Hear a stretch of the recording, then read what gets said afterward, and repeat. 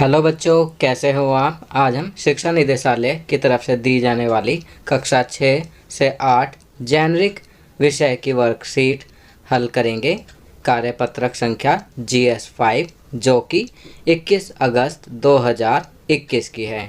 आज की कार्यपत्रक का उपविषय है वर्षा ऋतु में होने वाली बीमारियां और उनसे बचाव के उपाय। तो चलिए वर्कशीट हल करते हैं।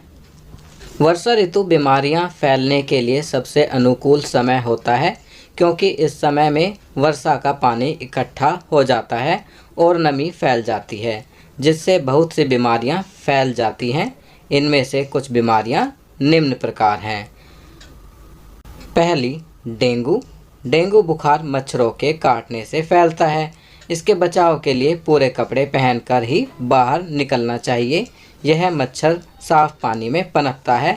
अपने आसपास पानी एकत्र ना होने दें। तो बच्चों, यहाँ पर बताया गया है कि वर्षा ऋतु जो है बीमारी फैलने के लिए सबसे अनुकूल समय है, क्योंकि इस समय में क्या होता है, पानी इकट्ठा हो जाता है और नमी फैल जाती है, जो बीमारी फैलने के लिए सबसे उपयुक्त होता है। और इस मौसम में बहुत सारी बीमारियाँ फैलती हैं, जैसे कि डेंगू। डेंगू जो है मच्छर के काटने से होता है, और डेंगू से बचने के लिए हमें अपने आसपास पानी इकट्ठा नहीं होने देना चाहिए और बाहर निकलने से पहले पूरे कपड़े पहनने चाहिए। चलिए आगे बढ़ते हैं। दूसरी बीमारी है मलेरिया। मलेरिया वर्षा ऋतु में फैलने वाली एक आम बीमारी है, जो वर्षा के पानी के इकट्ठा हो जाने से मच्छरों के पनपने से फैलती है। यह मादा मच्छर एनाफिलीज के काटने से फैलती है, अतः हमें अपने आसपास पानी एकत्र नहीं होने देना चाहिए। तो यहाँ मलेरिया बीमारी के बारे में बताया गया है कि ये भी मच्छर के काटने से होने वाली बीमारी है, और इसमें मादा मच्छर एनाफिलीज काटती है तब यह बीमारी होती है। इससे बचने के लिए हमें अपने आसपास पानी इकट्ठा नहीं होने देना चाहिए। चलिए आगे बढ़ते हैं। तीसरी बीमारी है हैजा।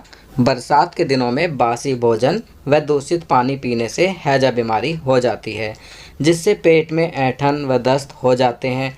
इससे बचने के लिए हमें ताज़ा भोजन और साफ जल का इस्तेमाल करना चाहिए। भोजन को ढककर रखें, वह पानी को छानकर या उबालकर पीना चाहिए। और बरसात के मौसम में एक और बीमारी होती है जिसे हैजा कहते हैं। हैजा बरसात के दिनों में बासी भोजन व दूषित पानी पीने से होती है, इसलिए हमें इस मौसम में हमेशा ताज़ा भोजन करना चाहिए, साफ़ जल का इस्तेमाल करना चाहिए, भोजन को ढककर रखना चाहिए और पानी को छानकर या उबालकर पीना चाहिए। चलिए अब कार्यपत्रक में कुछ प्रश्न उत्तर दिए गए हैं, उन्हें करते हैं। खाली स्थान उचित शब्दों के द्वारा भरें। तो यहाँ पर खाली स्थान भरना है। पहला, डेंगू का मच्छर डैश पानी में पनपता है। तो यहाँ पर दो विकल्प दिए गए हैं, साफ, गंदे। तो यहाँ सही उत्तर है साफ। डेंगू का मच्छर साफ पानी में पनपता है। दूसरा, मलेरिया डैश ऋतु में फैलता है। तो मलेरिया कौन सी ऋतु में फैलता है? वर्षा ऋतु में। तो यहाँ लिखेंगे मलेरिया वर्षा ऋतु में फैलता है। तीसरा, मलेरिया डैश एनाफिलीज मच्छर के काटने से फैलता है।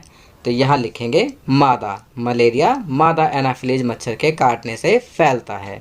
अब यहाँ पर एक गतिविधि भी दी गई है। वर्षा ऋतु पर एक सुंदर सा चित्र बनाइए जिसमें आपके बचपन की झलक हो और रंग भरिए। तो बच्चों, यह कार्य आप स्वयं करेंगे। आप वर्षा ऋतु पर एक सुंदर सा चित्र बनाएंगे और उसमें अपने बचपन की झलक को दिखलाते हुए रंग भरेंगे। चलिए आगे बढ़ते हैं। प्रश्न 1 दिया गया है यहाँ पर, मलेरिया फैलाने वाले मच्छर का नाम लिखो। तो बच्चों, आपको मालूम ही है, अभी हमने ऊपर पढ़ा, मलेरिया मादा एनाफिलीज मच्छर के काटने से होता है। तो यहाँ पर हम लिखेंगे मादा एनाफिलीज। प्रश्न 2, डेंगू मच्छर से बचने के लिए हमें किस तरह के वस्त्र पहनने चाहिए? तो यहाँ हम लिखेंगे हमें पूरे वस्त्र पहनने चाहिए, जैसे कि पूरी बाजू की कमीज और टांगों को पूरा ढक सकें, इस प्रकार के वस्त्र होने चाहिए। प्रश्न 3 है, हैजा फैलने के क्या कारण हैं? तो इसका उत्तर लिखेंगे बरसात के दिनों में बासी भोजन व दूषित पानी पीने से हैजा नामक बीमारी हो जाती है। चौथा प्रश्न, हैजा से बचने के लिए हमें किस तरह का भोजन और पानी प्रयोग करना चाहिए? तो इसका उत्तर लिखेंगे हैजा से बचने के लिए हमें ताज़ा भोजन और साफ जल का इस्तेमाल करना चाहिए।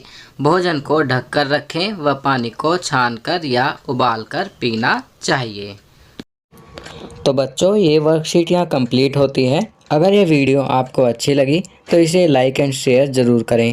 अन्य विषयों पर बने हमारे लेटेस्ट वीडियोस को देखने के लिए चैनल को सब्सक्राइब करना ना भूलें और देखते रहिए हमारा channel knowledge kingdom. Thank you.